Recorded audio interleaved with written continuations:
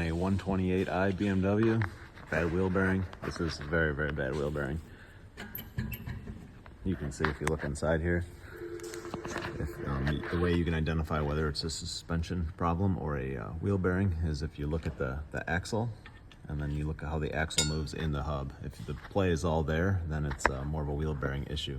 So let me see if I can get this position. You can see it.